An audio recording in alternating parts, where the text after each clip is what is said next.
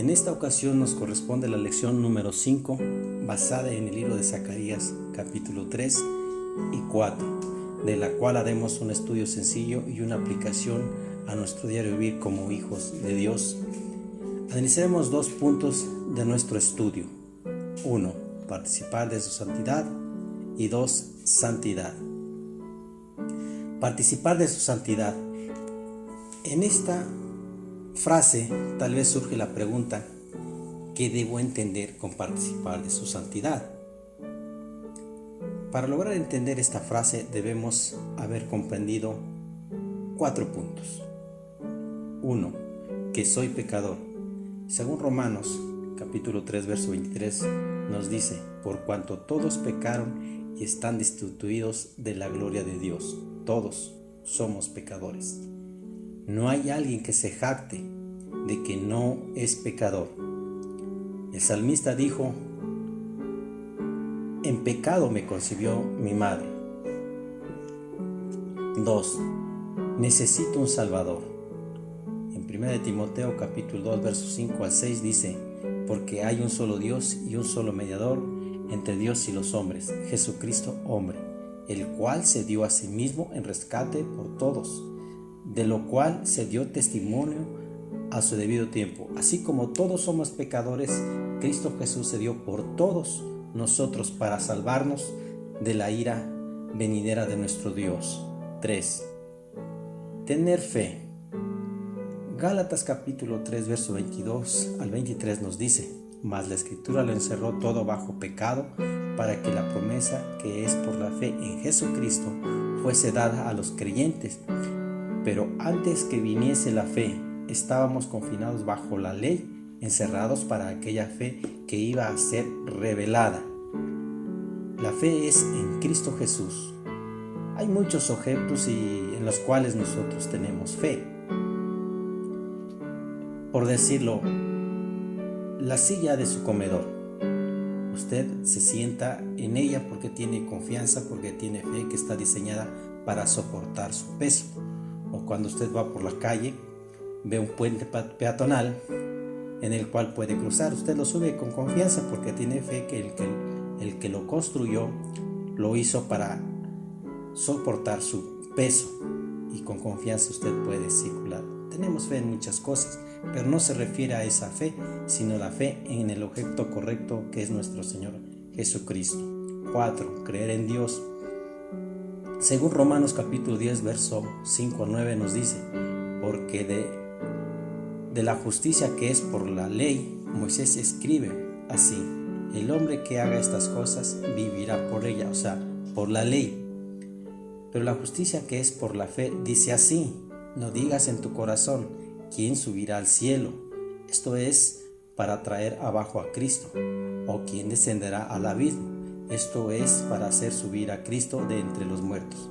Mas, ¿qué dice? Cerca de ti está la palabra, en tu boca y en tu corazón. Esta es la palabra de fe que predicamos, que si confesares con tu boca que Jesús es el Señor y creyeres en tu corazón que Dios le levantó de los muertos, serás salvo.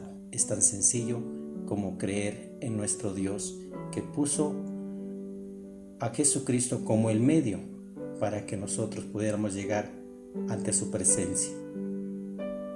Para que el pueblo de Israel pudiera participar de la santidad de Dios, tenía que ser restituido, siendo figura de esto la reconstrucción de la ciudad y del templo. El profeta Zacarías profetizó en la etapa del retorno del pueblo de Israel. Nació en Babilonia y profetizó en Palestina. Su nombre significa Jehová recuerda. El pueblo de Israel regresaba de un periodo de disciplina a la que había sido sometido por su pecado. Recordemos que en el siglo 7 a.C. aproximadamente, el reino de Judá, con capital en Jerusalén, se encontraba amenazado por 3 grandes potencias: el imperio asirio, Egipto y en último lugar el imperio babilónico, bajo la dinastía caldea que finalmente arrasó a Jerusalén y su templo en el 587 a.C. aproximadamente. Jeremías y Ezequiel, 2 de los grandes profetas bíblicos que fueron contemporáneos predijeron la destrucción de Jerusalén y su posterior restauración, pero su llamamiento no fue escuchado. Nabucodonosor, el líder histórico de Babilonia, invadió Jerusalén por primera vez en el 597 a.C. aproximadamente, y el rey Joaquín fue deportado a Babilonia junto a otros destacados ciudadanos, incluidos el profeta Ezequiel. Dice la escritura: todo este país será saqueado y quedará reducido a un desierto, y estas naciones servirán al rey de Babilonia durante 70 años, según Jeremías capítulo 25, verso 11. He ahí que surge la pregunta: ¿cuál fue el cautiverio o exilio babilónico? El cautiverio o exilio babilónico se refiere al periodo de tiempo en la historia de Israel, cuando los judíos fueron rebelados cautivos por el rey Nabucodonosor de Babilonia. Es un periodo importante de la historia bíblica, porque tanto el cautiverio como el exilio, el retorno y la restauración de la nación judía fueron el cumplimiento de profecías del Antiguo Testamento. Dios usó a Babilonia como su agente de juicio contra Israel por sus pecados de idolatría y rebelión contra él. De hecho, hubo varias veces durante este periodo, entre el 607 y 586 a.C. aproximadamente, cuando los judíos fueron llevados cautivos por Babilonia. Con cada una de las sucesivas rebeliones contra el imperio babilónico, Nabucodonosor llevaría sus ejércitos contra Judá hasta que asedieron a Jerusalén durante más de un año, matando a muchas personas y destruyendo el templo judío, tomando miles de judíos cautivos y dejando a Jerusalén en ruinas. Como se profetizó en las Escrituras, al pueblo judío se le permitía regresar a Jerusalén tras 70 años de exilio. Esta profecía se cumplió en el año 537 a.C. aproximadamente, y el rey Ciro de Persia autorizó a los judíos regresar a Israel y comenzar a reconstruir la ciudad y el templo. El regreso bajo la dirección de Esdras condujo a un avivamiento entre el pueblo judío y la reconstrucción del templo. Esto nos lleva a nuestro segundo punto: santidad. Santidad.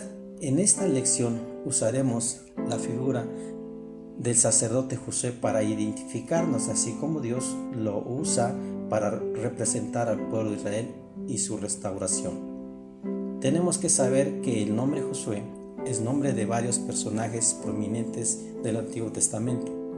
Josué, hijo de Nun, se encargó de introducir al pueblo de Israel a la tierra prometida, y él no era sacerdote.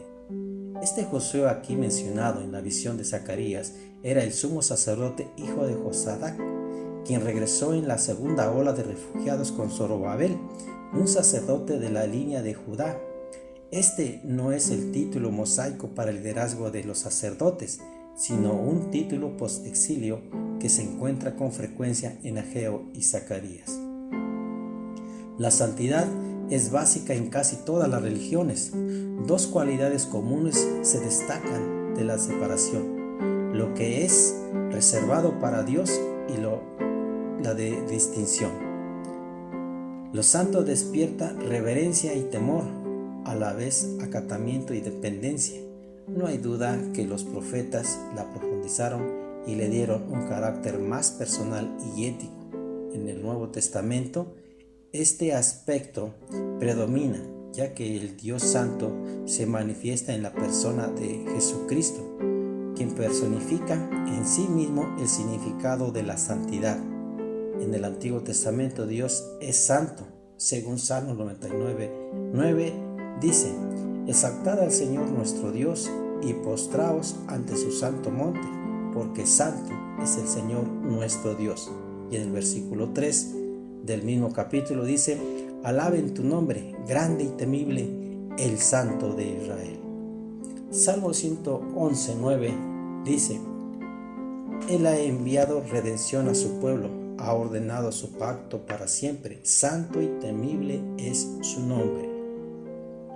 La santidad de todas las demás cosas o personas que pueden ser llamadas santas derivan de Él, y dependen de su voluntad. La santidad de Dios significa que Él es distinto y trascendente con relación a todo lo creado, incomprensible e inaccesible al hombre. Al mismo tiempo, su santidad se expresa manifestándose, dándose a conocer, llamando a participar en lo que Él es. Según Deuteronomios capítulo 7, verso 6, dice: porque tú eres pueblo santo para el Señor tu Dios. El Señor tu Dios te ha escogido para ser pueblo suyo de entre todos los pueblos que están sobre la faz de la tierra. Y en Levíticos 11:44 nos dice: porque yo soy el Señor vuestro Dios. Por tanto, consagraos y sed santos, porque yo soy santo.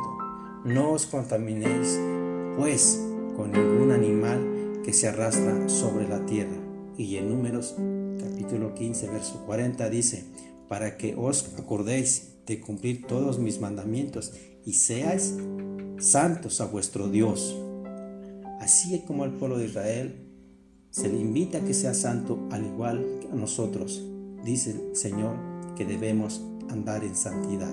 La santidad de Dios no es simplemente lo misterioso, sino su perfección moral, según Habacuc capítulo 1, verso 3, que dice: ¿por qué me hacéis ver la iniquidad y me hacéis mirar la opresión? La destrucción y la violencia están delante de mí. Hay rencilla y surge discordia.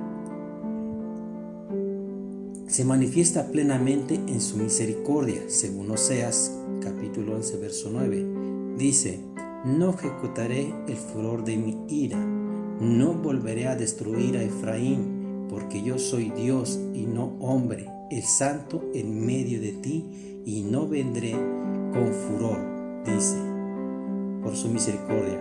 Aunque el Nuevo Testamento no se ocupa tanto de la santidad de Dios, no hay duda alguna que mantiene la afirmación del Antiguo Testamento, según Apocalipsis capítulo 4, verso 8. Dice: y los 4 seres vivientes, cada uno de ellos, con 6 alas, estaban llenos de ojos alrededor y por dentro, y día y noche no cesaban de decir: santo, santo, santo es el Señor Dios, el Todopoderoso, el que era, el que es y el que ha de venir. Y en Juan capítulo 17, 11 dice: y ya no estoy en el mundo, mas estos están en el mundo, y yo voy a ti, Padre Santo. Los que me has dado, guárdalos en tu nombre, para que sean uno, así como nosotros. Mateo capítulo 6, verso 9 dice: vosotros pues oraréis así: Padre nuestro que estás en los cielos, santificado sea tu nombre. Es nuestro Padre, pero también está en los cielos, y es santo nuestro Dios. Dios congrega a un pueblo que por estar separado para Él es santo, según Levíticos 21, 6 y 8. Santos serán a su Dios y no profanarán el nombre de su Dios, porque las ofrendas encendidas para Jehová y el pan de su Dios ofrecen. Por tanto, serán santos. Les santificarás, por tanto, pues el pan de tu Dios ofrece. Santo será para ti, porque santo soy yo, Jehová, que os santifico, dice el Señor. Y en Ezequiel capítulo 37, verso 28 nos dice: y sabrán las naciones que yo, Jehová, santifico a Israel, estando mi santuario en medio de ellos para siempre. Por ser un pueblo apartado, debes santificar a Dios en el culto, la observancia de la ley y el ejercicio de la justicia y la misericordia. La santidad requerida del pueblo tiene así un contenido religioso y ético, individual y social. El Nuevo Testamento habla sobre la continuidad del pueblo santo de Dios. En Juan capítulo 17, verso 19 dice: y por ellos yo me santifico a mí mismo, para que también ellos sean santificados en la verdad. Su palabra es verdad y en la que nosotros somos santificados. Y en 1 Corintios 1:2 dice: a la iglesia de Dios que está en Corinto: los santificados en Cristo Jesús, llamados a ser santos con todos los que en cualquier lugar invocan el nombre de nuestro Señor Jesucristo, Señor de ellos y nuestro. Y Romanos 15:16 dice: para ser ministro de Jesucristo a los gentiles, ministrando el Evangelio de Dios, para que los gentiles le sean ofrenda agradable, santificada por el Espíritu Santo.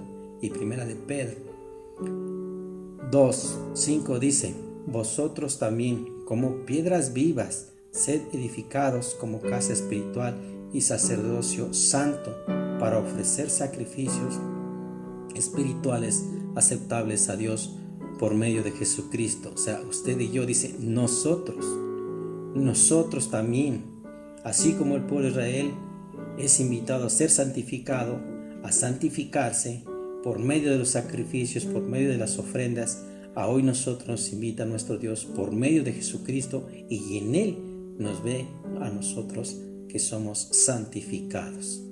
En primera de Pedro capítulo 2 verso 9 dice: mas vosotros sois linaje escogido, real sacerdocio, nación santa, pueblo adquirido por Dios, para que anunciéis las virtudes de aquel que os llamó de las tinieblas a la luz admirable. O sea, usted y yo hemos sido escogidos por Dios desde antes de la fundación del mundo para ser un sacerdocio real, nación santa, pueblo santo, adquirido no por sus obras de usted ni por las mías, sino por la obra de Cristo Jesús en la cruz del Calvario. Así que los miembros de este pueblo deben consagrar la totalidad de su vida en ofrenda a Dios. Y según Romanos capítulo 12 verso 1 dice: así que, hermanos, os ruego por las misericordias de Dios que presentéis vuestros cuerpos en sacrificio vivo, santo, agradable a Dios, que es vuestro culto racional. El apóstol Pablo ruega en el nombre de Dios que tanto usted como yo debemos guardar nuestros cuerpos en sacrificio santo, agradable a nuestro Dios. ¿Cómo estamos agradando en estos días tan tenebrosos de nuestro Dios? ¿Cómo nos estamos guardando nosotros? ¿Cómo estamos buscando la santidad? ¿Qué dice su palabra? ¿Cómo estoy viviendo yo ese llamamiento? Y en Filipenses capítulo 2:17 dice: aunque sea derramado en libación sobre el sacrificio y servicio de vuestra fe, me gozo y regocijo con todos vosotros. ¿Hay regocijo? ¿Hay gozo entre nosotros en estos días de confusión, de dudas, de miedo? ¿Está usted seguro de su salvación? ¿Está usted seguro que ha sido santificado por la sangre de Cristo? ¿Sigue buscando esa santidad día tras día? Es a la que nosotros somos invitados. La santidad no es privilegio de algunos, ya que todos los creyentes son llamados a ser santos, usted y yo. A su vez, esto significa que son llamados a vivir una santidad según el modelo de Cristo. Allá en Efesios capítulo 1 verso 4 dice: según nos escogió en Él antes de la fundación del mundo, para que fuésemos santos y sin mancha delante de Él. Antes de la fundación del mundo, Dios nos escogió para que en Cristo Jesús usted y yo fuéramos santos. Y en Hebreos capítulo 2, 11 dice: porque el que santifica y los que son santificados, de uno son todos, por lo cual no se avergüenza de llamarnos hermanos, porque en Él hemos sido santificados. Y primera de Pedro 1:16 dice: porque escrito está: sed santos, porque yo soy santo. Esto es la palabra de Dios que nos invita a ser santos, así como Él es santo. Así como a Josué se le dijo: mira que he quitado de ti tu pecado y te he hecho vestir de ropas de gala. Y se le amonestó diciendo: si anduvieres por mis caminos y si guardares mis ordenanzas, también tú guardarás mi casa, también guardarás mis atrios, y entre estos que aquí están te daré lugar. También se nos han perdonado nuestros pecados en la cruz de Cristo, santificándonos e imputándonos su santidad, en la cual debemos andar hasta la plena realización de esa santidad en el reino de nuestro Dios, en el reino milenario, al que usted y yo estamos invitados a participar, y esto por nuestro Señor Jesucristo. Con esto terminamos en esta lección por ahora. Y allá en Pedro capítulo 3, verso 13 nos dice, para reflexionar, pero nosotros esperamos, según sus promesas, cielos nuevos y tierra nueva, en los cuales mora la justicia de nuestro Dios. Amén.